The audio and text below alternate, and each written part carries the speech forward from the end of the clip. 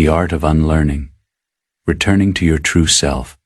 Have you ever felt like a traveler carrying a suitcase that grows heavier with every mile?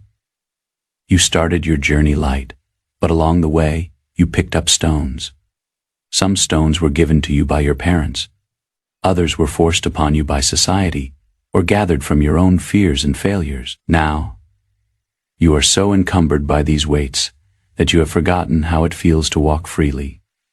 We spend our entire lives trying to become someone, to add more knowledge, more titles, and more traits to our identity. But what if the secret to your happiness is not in what you learn, but in what you choose to unlearn? Consider the story of Clara. Clara was a woman of high intellect and even higher expectations. She had spent 30 years building herself into a masterpiece of efficiency.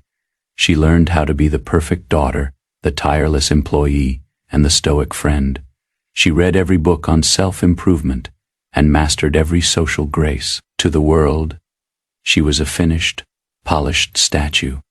But inside, Clara felt like she was suffocating under a thick veneer of shields.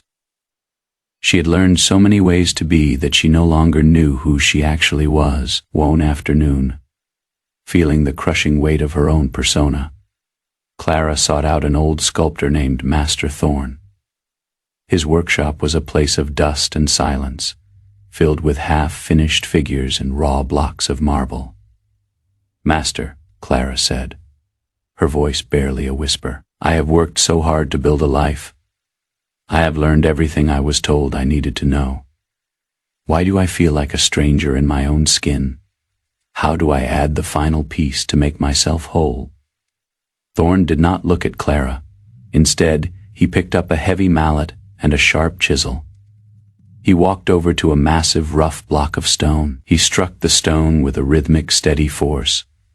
Clink, clink, clink. Chips of white marble flew through the air like snow. "You are asking the wrong question, Clara," Thorn said. "You think you are a construction site. You think you need more bricks and more mortar. But look at this stone. Within this block, there is already a form. My job is not to build the statue. My job is to remove everything that is not the statue."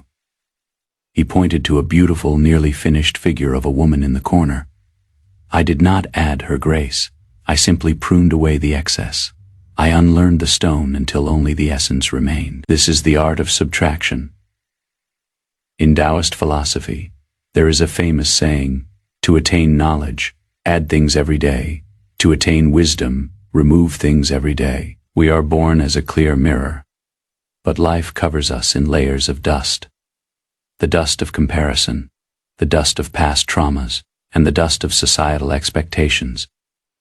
We spend our lives trying to polish the dust, thinking it is part of us. But true control over your life begins when you realize that you are not the dust. You are the mirror underneath. Unlearning is the process of questioning the truths you were handed. It is the discipline of asking, "Who told me I had to be this way? Is this my voice or the echo of someone else's fear?" Most of our anxiety is not born from our reality, but from the false identities we are trying to maintain. We are afraid that if we drop the masks, there will be nothing left. But the sculptor knows better. When the excess is gone, the masterpiece is finally free. Think about your own life. What have you learned that is currently hurting you? Perhaps you learned that your value depends on your productivity. Perhaps you learned that it is unsafe to show your vulnerability. Perhaps you learned that you must please everyone to be worthy of love. These are the excess stones in your suitcase. They are not part of your essence. They are just heavy things you were taught to carry. To return to your true self, you must practice the sacred subtraction. This starts with silence. In a world that is constantly screaming at you to be more, you must find the courage to be less. Sit in the quiet. When a thought of inadequacy arises, do not argue with it. Simply observe it and ask, "Is this me, or is it a lesson I no longer need to follow?" This is how you begin to unlearn your limitations. The Stoics taught us that our character is our only true possession. Everything else, our reputation, our wealth, our social roles, is just borrowed clothing. When we become too attached to the clothing, We forget the body underneath. By unlearning our attachment to external validation, we gain a sense of resilience that no criticism can shatter. We become like Thorne's marble, solid, centered, and real. Clara began to spend time in Thorne's workshop, not to learn how to sculpt, but to watch him work. She realized that her life had been a frantic effort to paint over her flaws, when what she really needed was the chisel. She started to say no to the expectations that didn't belong to her. She allowed herself to be imperfect in the eyes of others. And in that unlearning, she felt a strange light-filled sensation in her chest. She wasn't becoming someone new. She was coming home to someone very old.